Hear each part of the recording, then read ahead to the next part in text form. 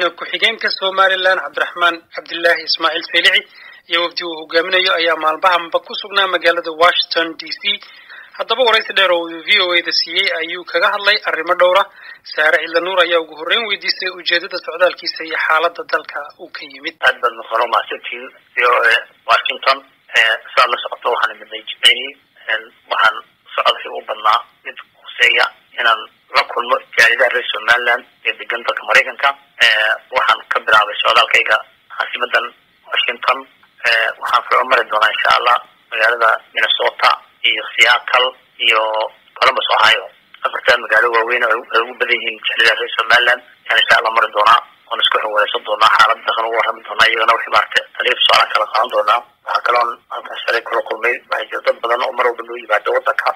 dadka maartay maalqabeennada ee dalka rabeyna maalgashadaan. marka shirkad SGF oo halkaan ugu timid oo danaynaysa inay alternative energy-ga iyo waxyaabo badan dalka maalgashato. ninkii CEO-gii saacadaan kula kulmay shalay haddaan ka warramo muddadaan kasoo baxay qabad baan ka yimiday wanaag baan ka yimiday. runtii dalka nabadgelyadiisa aad buu wanaagsan yahay. wax walba miisan waa amniga runtii dalka aad iyo aad buu u wanaagsan yahay. muddo dalkaan xukuminay 5 sano ku dhow waxaan isleeyahay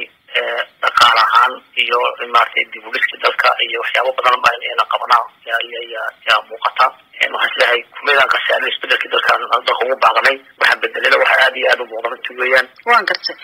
dhinaca kale haddaynu eegno hadalhaynta ugu badan ee imika Somaliland ka jirta waxa weeyaan dib u dhac ku yimid doorashada. ilaa hadda ma jirto cid mas'uuliyadda qaadatay. marka maxaa aragtidaada dib u riday doorashada muddo 5 sanadooda maadaama waa hayseen dhaliisha badan ee la idin sheegayo ee ah in xukuumaddu ka gaabisay in doorashadu waqtigeedii dhici weydo maxaa sababa mudane? waxaan qaba kulli wax walba qadar buu ku yimaadaa.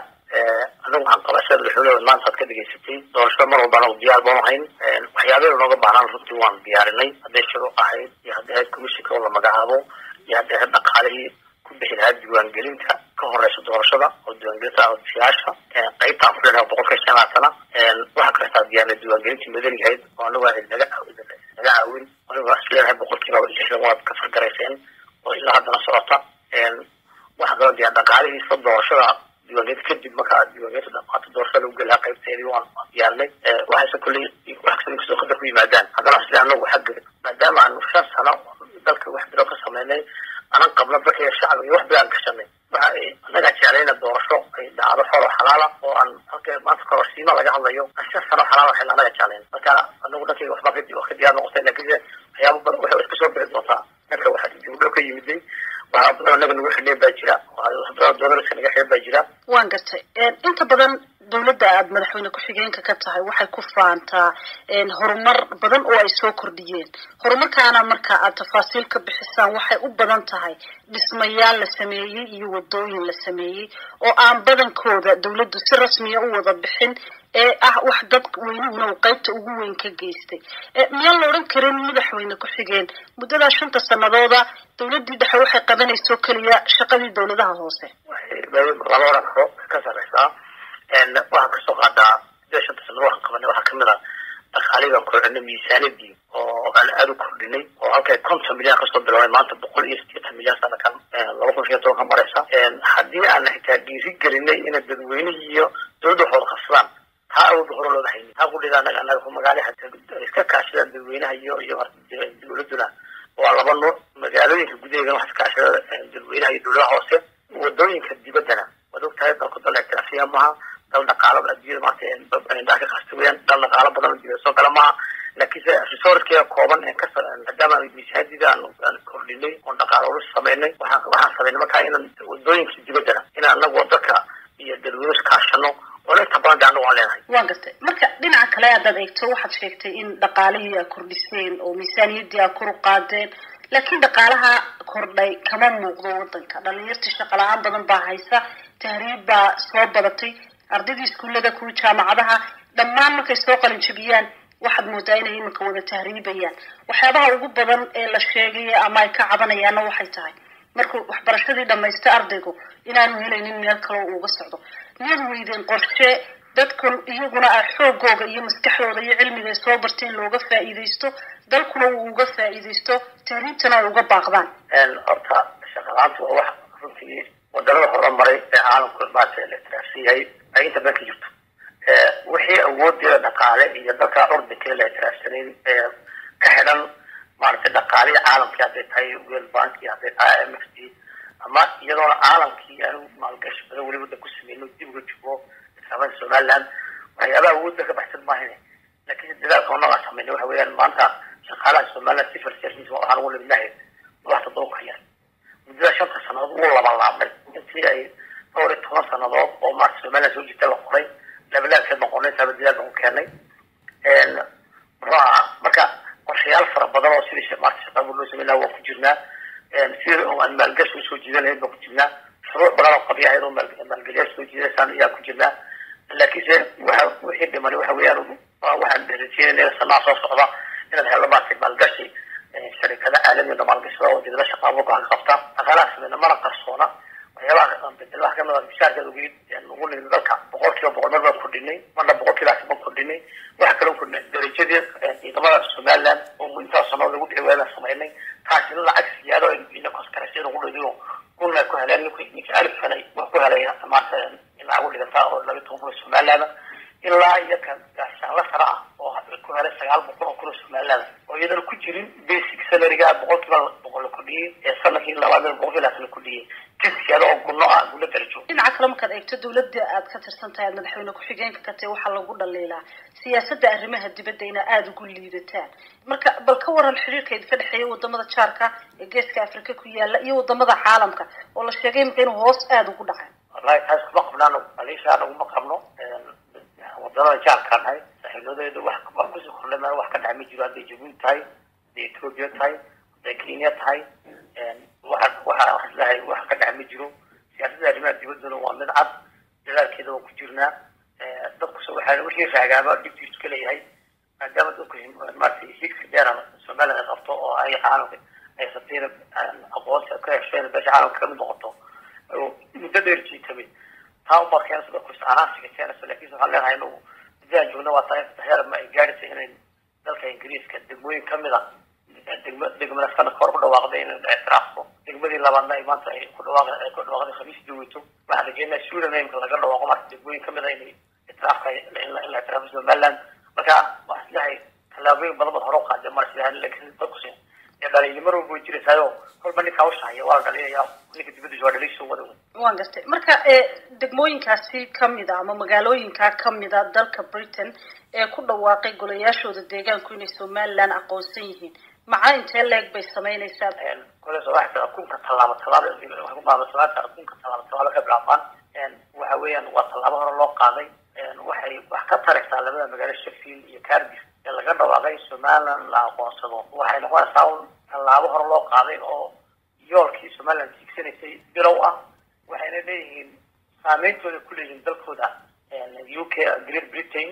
saameyntooda ku leeyihiin waxaan qabaa markaa taasiina keento marka dambe dowladda soo gaadho dowladda dhexe iyo markii golaha baarlamaanka UK la soo gaadhay ayaa jeeda marka gudaha waddanka aynu ku noqono gobollo badan oo laydinka soo doortay adiga iyo madaxweyne Axmed Maxamed Silaan iyo adigoo madaxweyne ku xigeenkiya ayaanay maanta suuragal ahayn in marka tayramkiinu dhamaado doorasho ka dhacdo sida ay gobollada bariga Somaliland oo kale oo haatan laga dhawaaqay maamulka Khaatumo inta aad joogteen wax qabadkiina aad dayacdeen miyaanay kamid ahayn gobolladaasi oo hadda ka horna doorasho ka dhacdo idinka la iska soo doortay maantana maamul kale ka jiro oo aan shaqo ku lahayn Somaliland maamulka Khaatumo abuurmay waa maamul dibal wareega waxa jira in ka deegaano badan oo bariga ah oo markii hore doorasho dhicin oo maanta ka dhacdo way ka mid tahay xudu ka mid tahay way ka mid tahay talax ka mid tahay way ka mid tahay markaan bariga Sanaag marka maamulka Khaatumo magac uu jiray dhul cusub oo maanta soo gaaray iyo dhul cusub maanta Somaliland maanta saameyn ku leeyahay ma jiray waa maamulka wareegaya laakiin haddana jiritaankooda lama dafiri karo waa dad tabashooyin badan oo ay sheegeen iyo dagaallo halkaasi ka dhacay aawadeed go'aan ku gaaray siday sheegeen inay samaysteen maamul u gaara oo ka jira deegaamadaasi awoodadana haatan Somaliland halka kuma laha sida muuqata marka bal arinta ka waran runtii maamulka saan ku sheegay magaxaan u jira laakiin ma dadku inta badan waa Somaliland tabashadooduna mar walba frontahay diyaar baan u nahay inay iyagu Somaliland ka wada hadalno ee tabasha ay rabaan وشي نبض هرانو فيدني مثلا مالك عم برسالة ونقص معناتها لابد الدجال يقول بدل لها ما كده واحد وأقول له بديو بقول له هنا ما يقول اسمه كمرة خايو معناتها دابا كي مالك عم مرة خايو جيت فلوس أو شغل عم يستعمل ده مريجا أنا وتصفيات كشغله ولا غيره كان مرض كان مرض في الناس كله بينه كل يدي معناتها ما لم تكمل حياة أنا كل نظام وانا دقايق الوفري مقصد تبشر الوفري waan gartay dhinaca gobolka awdal oo aad adigu kasoo jeedo ayaan jeclaan lahaa in dhowr su'aalood ka weydiiyo gobolka awdal salaadiinta iyo waxgaradka in badan bay waxay ku soo celceliyeen in aanay saamigii ay xaq u lahaayeen ku lahayn Soomaaliland adigu waxa tahay madaxweyne ku xigeen maxaa wax uga qaban weydeen cabashadan soo noqnoqonaysa waxaan magaca la socdaa warbaahinta odayaasha cabashadoodii ama tawashado bilaanku meel walba la cabanaya meel walba waxa haynaa yaa iska yar waxa la hayo iyo waxa la hayo reetaan umada rasmi ah hayrato ya kala badan laakiin cabashada waa la tixgeliyay ina wax badan baa laga qabtay sana socota markay wasiiradii oo la kordhiyo xagga marjanadii wax la maartay lagu soo daro hay'adii madax banaana wax la kor loo qaado wasiirada qudus siyaasadda ku ay u yaqaanaan wasiir magaca kale oo wasiir هذا اللي يسمع عليها بتقول إن هاي وسعرها كالواوين هذه وسعر الواوين اللي هي إنه وسعر الواوين ولا جيه الرياضة بتاع هذا شباب يعني الله بحر الله قادوا وقتلوا أنتي بخلي ولا جوابي وهي كلا جمالنا قرب أنتي أبوز وقع وإحنا الجواب دونا ما من دجال غفرسنا معها ومنه بديار لوي هاي عادة هاي يعني قلبيات كي يدي بركة لا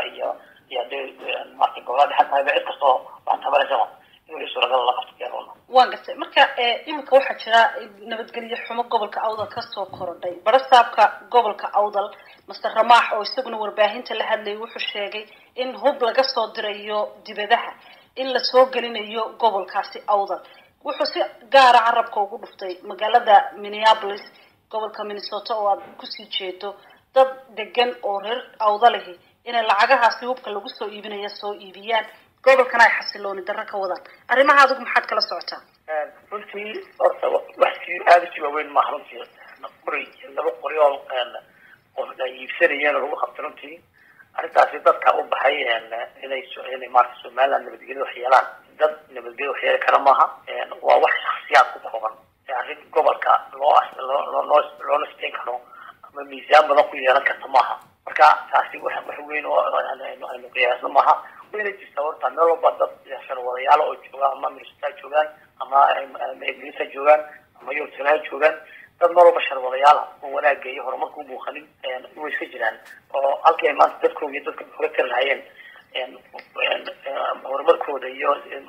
ولا يقول فكر العين اللي بعتقد تلو جلان لكن إذا واحد